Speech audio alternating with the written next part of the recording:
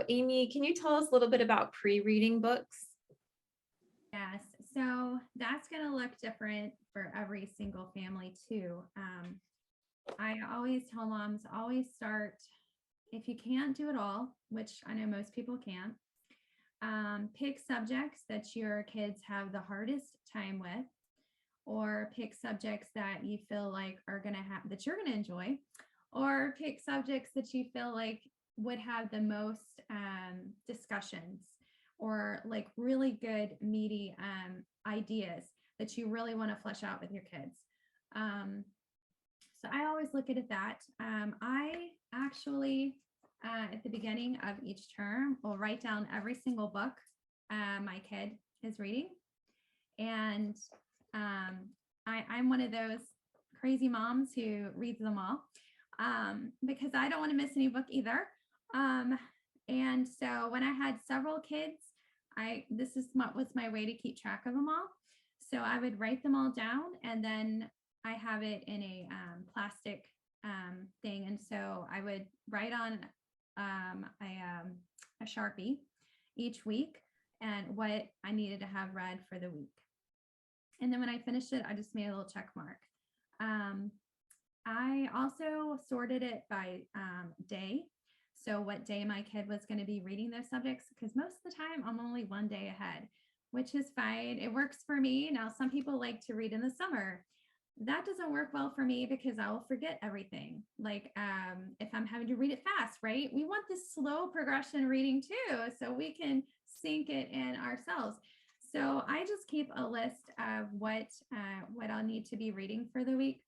And then I keep a notebook for, I actually do it by day. And I have little stickies for all the books I'm reading. And so for this book, this is just my Tuesday, Thursday reading of all my kids. I do it that way just because it's easier for me to have less to take, because I find you're probably asking, well, how do you read all those books? Well, I can tell you it works for me. I audiobooks when I'm doing my walking or exercise, I'm listening and taking notes. When I have to go to a basketball game or a baseball is really long. So I have my books with me. And if I have to, back in the day before COVID, when you had to sit at a doctor's office for half an hour or an hour before your appointment began, I had my books. I even had books with me when I was waiting in line at the grocery store. So that is how I was able to read all my kids' books, because in high school, there's a lot of books. So just trying to find those moments. I also made, it's just priorities, and it was really important to me. So I would find time where I set my alarm, and I still do this every morning, to get up a little bit earlier, just to give me my time for my devotions, but also a little extra time to read some of my kids' lessons. So just finding those little times. I know a lot of people do in the afternoon when their kids are having their quiet time, or I read at night too. I did just it's amazing. Just 10 minutes here and there will add up. And if you don't have time to read them all, at least skim and get the general gist of what your kids are reading, so you can have discussions. And a lot of times people ask, well, what do I write in my notebooks? I write a very quick summary. And if something comes to my mind of a question or thought-provoking thing I really want to discuss with my kids, I'll write that down. Or sometimes I find really cool like narration ideas or things I want to pull out. So those are things I keep in there, and I have them right by me. So when we're ready for that subject, I have it right by me, and I can flip. And after he's giving a narration, while he's reading a text, I can quickly look and refresh my memory so I can remember what he's reading. Because when your kids get older and they're reading the subjects by themselves, it's kind of hard to be on top of things and knowing they're doing what they need to be doing if you are clueless and not reading the books yourself. So as the kids get older and you're not reading them with them, I feel like this system that I have is probably more for the older kids. Obviously, you probably don't need to necessarily do this for the younger kids when you're reading them with them. But another thing that I also do is when I pre-read is some things like will jog my memory, like, oh my gosh, that would be so cool if I can find a video for this or a picture to like display this. I mean, these, y'all can tell I get really excited about these books, but there's a lot of things you can pull in. And so I use that Oculus thing for geography all the time. So if you're reading, like we're doing Egypt right now, well, I'm like, I want to pull that out and go look at the pyramids in real time. So there's just so many things you could do if you pre-read to add even more. You don't have to, but just some more life to the lessons. So that's probably too much. So I hope I did not overwhelm. I was just gonna give my however imperfectly here, because I'm not very good in this area. So I do think there is a richness that comes when I can go ahead and have some background. So a lot of times for me, it will be listening to audiobooks. Either I start usually in the summer, that way I can be a little bit ahead, and I keep track of that just by chapter and notes as I go. And I'll just pause the audiobook and make a little note, and I have like a little, this note is for this book and this note's for that book, and I usually keep them in my phone.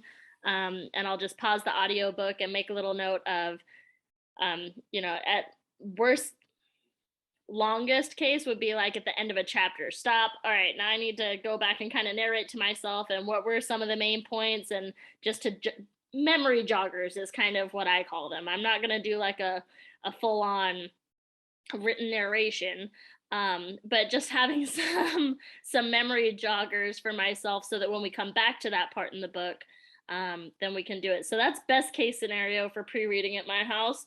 Worst case scenario for pre-reading at my house is that it didn't happen at all.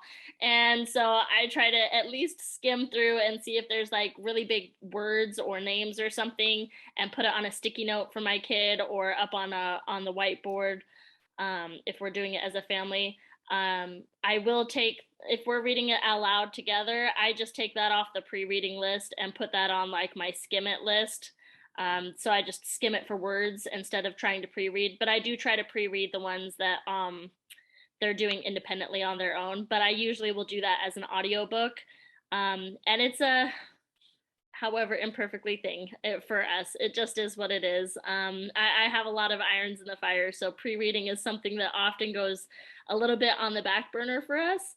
But my kids are still making really, so this is to say, if that's an area that you love, great. But if it's someplace that you're struggling, don't feel like it's the end of the world. Like you can still do this. It doesn't have to be something too complicated. It can be a beautiful thing, even if you've not done a ton of pre-reading stuff. But I do agree that it adds a lot of beauty. The more that you can do, the more richness you can get out of that lesson. Mm-hmm. I would agree. I'm one of those people that does the pre-reading in the summer, and I'm also one of those horrible people who write my books. So I will actually take a pencil and write in the margin if there's something that, if there's something that is a little bit sensitive and I want my kids to come talk to me about it after they've read it, I'll put a little star out to the side and say, let's visit or whatever. So I do go ahead and make little notes in the books to help me remember later what it was that I was thinking when I read that clear back in the summer. That being said, there was a summer that we moved and no pre-reading happened, and our school year still went and it still happened and it was still fine. So we may have missed some richness that we would have missed had I had the opportunity to pre-read. But if that's not where your time budget is right now, it's okay. It's going to be all right. You're still going to have a good year. Alveary has already read and vetted all of these books. They're going to be good books and it's going to be okay. Yeah, I agree. And one other thought I thought of, and I hope I didn't overwhelm. You can tell I'm really excited about books and I love to read them all. But another consideration when you do pre-read, or even if you don't have time to pre-read, just skim. I feel like in regards to, like, I'll use Plutarch for an example. Plutarch is very rich in language, and it's very in depth. And so sometimes pre-reading is just helpful to figure out how much can my kid contain before we need to stop and narrate. So I was just going to throw that out there. Sometimes what I do when you said you wrote the books, Melissa, I do too. I'll put like a little, like, especially if you're giving a kid a book, like for instance, like science, like I'm handing that off to my my fifth grader now. So I need to know how much he can actually take without like just being way too much. So what I'll do is put a little S when he needs to stop. So sometimes it could be just one page. Sometimes it might, like Plutarch, it could be a paragraph. So having that idea of how much they can take, and then at the very end, I'll put ST so he knows that one is stopping for good. So something like that sometimes helps. And you know, when you're pre-reading, to have an idea of what's going to work for your kid. So I think we're going to wrap this up. Thank you all for watching. We hope this was helpful. Thank you for joining the Alveary. We hope it is an amazing school year for you. And we want to let you know too that we are going to twice a month do Q&A sessions live. So look out for those. We hope you can join. And hope you can make it onto the Hive and further discuss, ask questions, get to know people. It's a really encouraging and positive place to be. It's not like regular social media at all. So thank you for watching, and we'll see you on the Hive or at one of our next meetings. Thank you.